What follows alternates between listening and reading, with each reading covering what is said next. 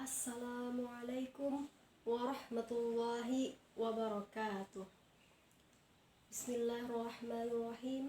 Alhamdulillahirabbil alamin. Assalatu wassalamu ala asyrafil anbiya'i wal mursalin sayyidina wa maulana Muhammadin wa ala alihi wa sahbihi ajma'in, amma ba'd. Pertama-tama, marilah kita panjatkan puji dan syukur kehadirat Allah Subhanahu wa Ta'ala, yang mana dengan karunia-Nya kita bisa kembali melaksanakan kegiatan muhadharah meskipun secara virtual. Salawat serta salam tak lupa kita haturkan kepada junjungan kita Nabi besar Muhammad sallallahu alaihi wasallam, yang telah membawa kita dari zaman kebodohan menuju zaman yang penuh dengan ilmu pengetahuan. Yang terhormat Pembina Muhadharah PKU Putri UIN Antasari Banjarmasin, Ibu Fitriani SPD STHI MPD, serta teman-teman sekalian kawan-kawan PKU Putri dimanapun kalian berada. Baiklah, pada kesempatan kali ini saya akan membawakan pidato tentang fenomena yang lagi hangat-hangat di zaman sekarang, yaitu tentang fenomena curhat online. Dalam dinamika kehidupan manusia, tentunya kita mengalami naik dan turun. Layaknya roda, kehidupan manusia kadang berada di atas, kadang berada di bawah. Nah, teman-teman, apabila kita sedang berada di masa terpuruk di dalam kehidupan kita atau sedang berada di bawah, maka kita perlu teman sebagai tempat curhat atau tempat sandaran kita, agar kita dapat mendapatkan solusi dari permasalahan yang kita dapatkan ataupun bisa menenangkan kita. Nah, fenomenanya di zaman sekarang, orang-orang itu banyak yang curhat di media sosial. Sedangkan kita ketahui kan, kalau kita curhat itu, kita curhatnya dengan orang-orang terdekat yang bisa kita percayai, baik itu keluarga kita, teman, sahabat terdekat kita. Nah, biasanya seperti itu. Seperti kita membuat buku diary. Nah, buku diary itu di zaman dulu ya, atau di sebelum ada medsos HP di zaman sekarang, biasanya orang menulis curhat di buku diary itu pakai gembok, ada kunci atau gembok supaya tidak diumbar dan rahasia itu tidak terbuka, tidak bisa dibaca oleh orang lain. Nah, beda halnya dengan zaman sekarang yang 180 derajat berbeda. Orang zaman sekarang mudah sekali mencurhatkan permasalahan, mencurhatkan keluh kesahnya, mencurhatkan kekesalannya di media sosial yang tentunya akan dilihat oleh semua orang, akan dilihat oleh siapapun yang membaca ataupun mendengar dan melihat curhatan kita tersebut. Nah, hal ini tentu ada dampak negatif dan mungkin ada juga dampak positifnya. Nah, jadi bagaimana nih pandangan Islam ataupun pandangan dalam psikologi memandang hal ini? Jadi baik teman-teman, pertama dalam sudut pandang psikologi dulu. Kita sebagai manusia, apabila kita mendapatkan permasalahan dalam kehidupan kita, baik permasalahan itu berkenaan dengan orang lain ataupun masalah itu di dalam diri kita sendiri. Nah, biasanya apabila ada orang yang suka menyimpan atau memendam perasaan itu di dalam hatinya. Nah, orang yang seperti itu biasanya dia mudah stres, mudah depresi, dan tidak bisa mendapatkan solusi dari apa yang ia alami. Nah, maka dari itu kata psikolog juga, kita itu perlu curhat kepada orang yang bisa kita percaya. Nah, dengan curhat itu bisa menenangkan hati kita, bisa merefresh pikiran kita, dan kita bisa mendapatkan solusi dari permasalahan yang kita alami. Nah, menurut psikolog Annalisa Widianingrum, orang yang suka curhat di media sosial itu ada dampak positif dan ada dampak negatifnya.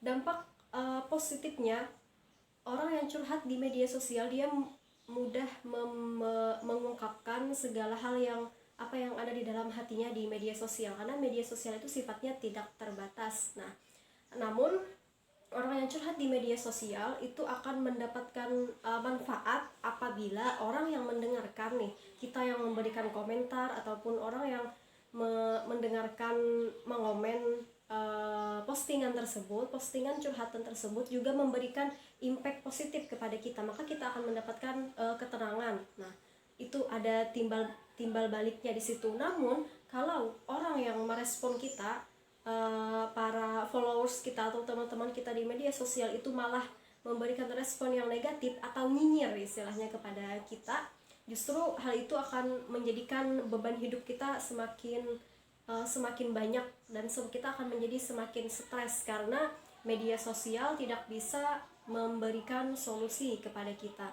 Nah, jadi kesimpulannya dalam hal psikologi, curhat di media sosial itu boleh-boleh saja, tergantung bagaimana cara kita mengungkapkannya dan bagaimana respon orang lain terhadap kita supaya permasalahan kita itu bisa mendapatkan solusi. Nah, catatan juga apabila kita ingin curhat di media sosial, itu kita tidak boleh membahasakan atau cara bahasa yang kita sampaikan itu memuat nama orang lain. Nah, jadi kalau kita kesal dengan orang lain, jangan kita mengungkapkannya di media sosial karena itu akan berakibat bisa berujung kepada perkelahian nantinya. Nah, itu dalam sudut pandang psikologi. Nah, namun bagaimana nih dalam sudut pandang agama Islam memandang fenomena curhat di media sosial yang marak terjadi di zaman sekarang? Dalam pandangan Islam, justru Allah Subhanahu wa Ta'ala memberikan solusi yang jauh lebih baik dari yang kita dapatkan dari manusia.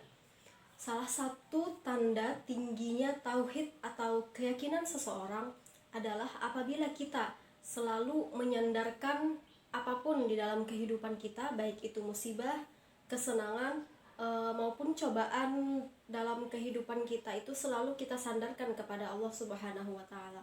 Justru sebaliknya, orang yang rendah ketauhidannya atau rendah keyakinannya itu adalah orang yang suka lupa kepada Allah.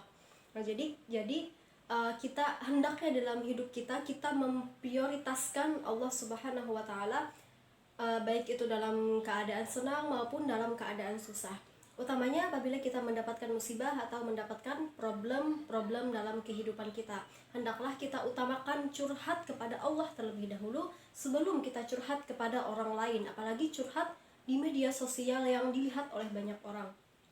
Sebagaimana yang terjadi pada Nabi Yakub alaihissalam, ketika beliau sedang ditimpa musibah, justru beliau menyandarkannya kepada Allah Subhanahu wa Ta'ala, sebagaimana di dalam Al-Qur'an, qala innama ashku basi wa huzni ila Allah wa a'lamu minallahi ma la ta'lamun.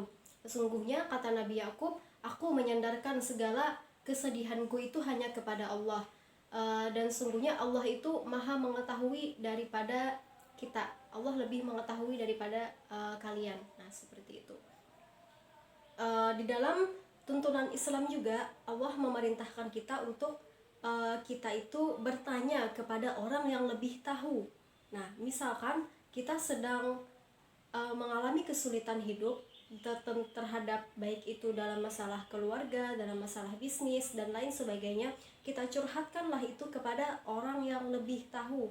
Misalkan kepada para ulama, kepada para orang-orang besar dan lain sebagainya. Nah, itu sebagaimana dalam Allah memfirmankan, fas'alu ahla dzikri in kuntum la ta'lamun.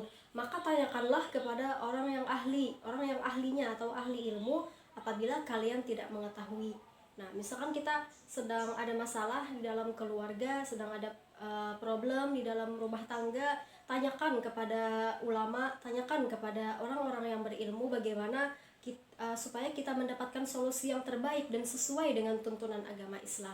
Jadi tidak perlu kita umbar kemana-mana yang malah justru akan memperkeruh keadaan. Lebih baik kita curhatkan masalah itu kepada orang yang lebih tahu, baru kita istikharah kepada Allah, kita memohon kepada Allah untuk mendapatkan solusi yang terbaik di dalam menghadapi problem kehidupan kita.